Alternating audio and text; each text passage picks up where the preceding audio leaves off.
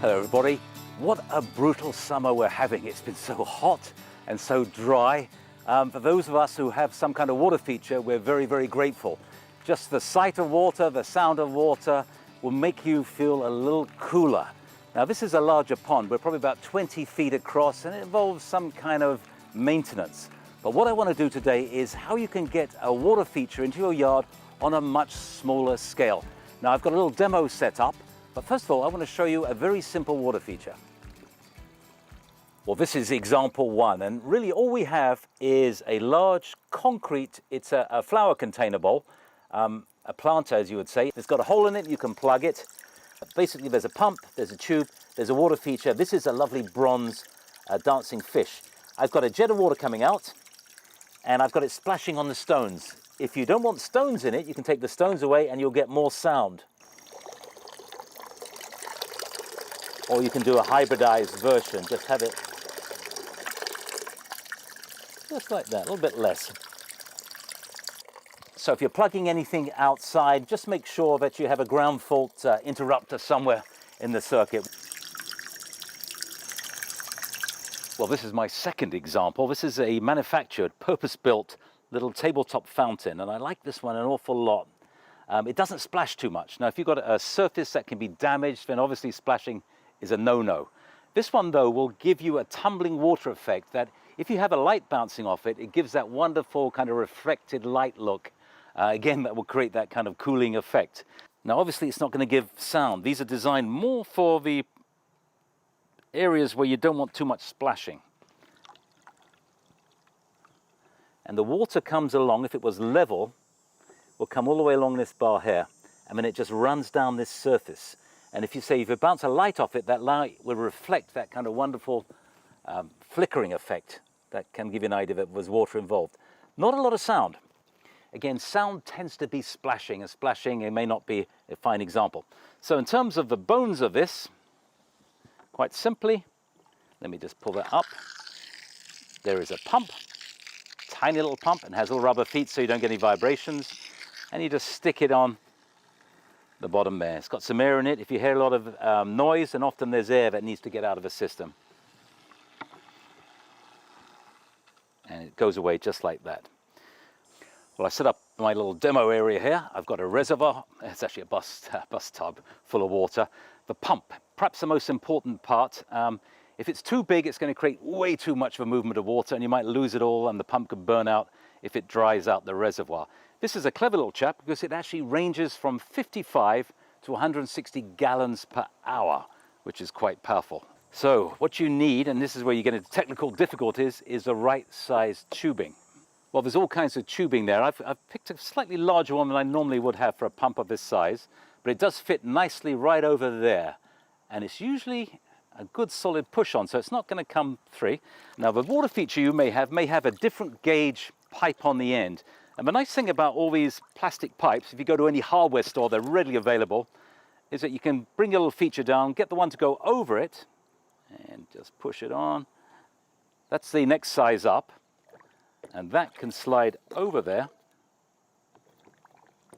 You just push it in. That slides over like that. And then this gauge is the next size up, and that will slide over that and lock the whole thing together. You won't get a leak there. And again, you can adjust the motor. Oop. So even that 55, I'm gonna get myself pretty wet here. Actually, it's so warm outside, I really don't care. I would like this probably about that height, so I'll have to adjust it or restrict it. Sometimes what you can do, rather than restrict the motor, you can actually make a little nick in the pipe and let some of the water stay in the reservoir but circulate around there. So here we have a classic two-tiered fountain on a pedestal. Makes a relatively nice sound, a more gentle sound. Sometimes the gushing noises can be a bit too much. This one is just about right. Has a little pineapple on the top. The water is pumped from a pump down here. It's pumped up a tube and then comes and cascades down. Now, in terms of fountains, I haven't mentioned what you do in the winter. Now, the smaller ones, you obviously can take those indoors. Any container that fills up with water and freezes solid could be in danger of breaking. Suddenly the pump will break, so you do have to take those inside. Now, something like this, which is a little heavier, If you can get the plug out, so there's a rubber plug that seals the electrical cord up, and let it drain, you can sometimes cover these. They do make covers that wrap around, and in this case, 2 big 55-gallon garbage bags might do it. But if that looks ugly, you may want to just take it apart. What I'm going to do is actually show you how it is constructed in reverse order. So we've got it finished, and I'm going to pull it apart, and you'll be able to see just how it works. What's nice about this one is there is no cord. The electrical cord comes out the bottom, and you can see it there. And you, of course, can bury this cord and have it totally hidden. So let's remove a little pineapple. There's a copper tube that feeds the base of it. So the water's pumped up through here, goes up here. There's some may escape around there, but there's enough to come out the top. Any that escapes comes into this reservoir and then trickles over the edge. So let's put that somewhere safe. And this one, I'm going to tilt some of the water out. And there is a little hose, which I'm going to pull out.